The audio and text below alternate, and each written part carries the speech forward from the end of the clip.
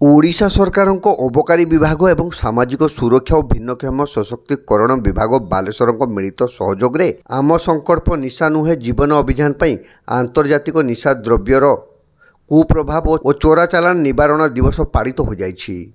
एही अवसर में सकाळ 7 घटिका समय विभागीय पदाधिकारी बुद्धिजीवी समाजसेवी मिशन शक्ति अंगनवाड़ी कर्मी को नहीं स्थानीय जिलापाल कार्यालय ठारू एक सचेतनता शोभायात्रा बाहरी सहर परिक्रमा पर जिला परिषद सम्मिलनी कक्ष में मिलित होते।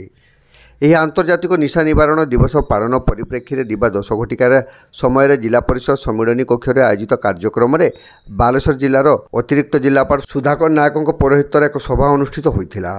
मुख्य अतिथि भाव मान्यवर सदर विधायक मानस कुमार दत्त, सम्मानित अतिथि भाव जिला परिषदर सभापति नारायण चंद्र प्रधान, जिला परिषद मुख्य उन्नयन अधिकारी संजय कुमार राउत, अबकारी अधीक्षक मनोज कुमार सेठी जोग देथिले। सेहीपरि जिला सामाजिक सुरक्षा अधिकारी प्रतिभा बेहरा मंच परिचालना करथिले।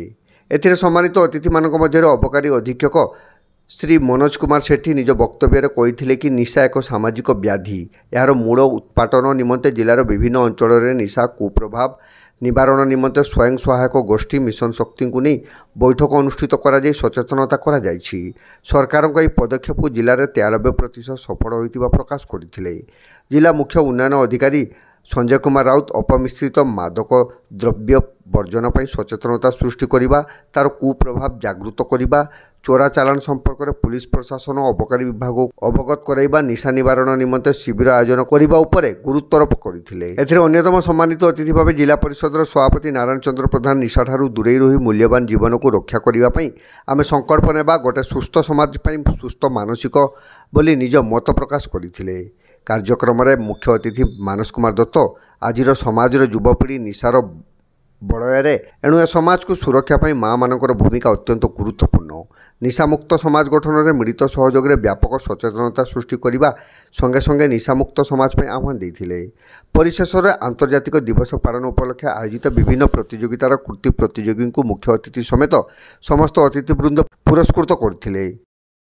मनोज कुमार सेठी एक्साइज सुपरिटेडेंट बालेश्वर, आपण मैंने जानते जे अबकारी डिपार्टमेंट तरफ 31 आपंकर मे मासरू नहीं कि आपंकर अभियान आरंभ होती निशा समाज एगेन्स्ट आम गोटे अभियान आरंभ होती। आज हूँ से प्रथम सोपान आज हूँ शेष दिन।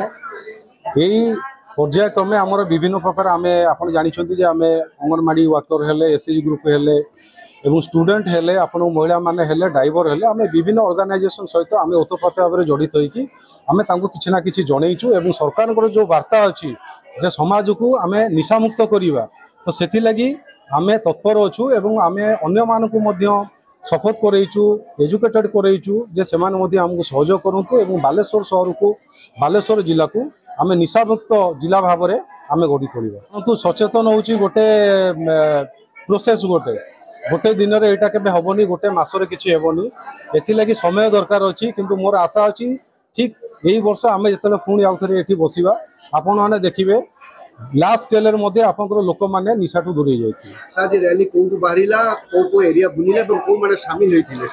देखो आपंकर आज सकाळे जो आमर रैली जो फ्लैग ऑफ है आमर ऑनरेबल कलेक्टर बालेश्वर सार करते, बीएसएस मैडम आम सांगे थिले, डिस्ट्रिक्ट स्पोर्ट्स ऑफिसर आम सांगे थिले, एक्साइज स्टाफ थिले, आपंकर अंगनवाड़ी वर्कर हेले, महिलार जो अच्छा अन्य कैटेगोरी लोक मैंने समस्त थिले, किसी पब्लिक मध्य थिले।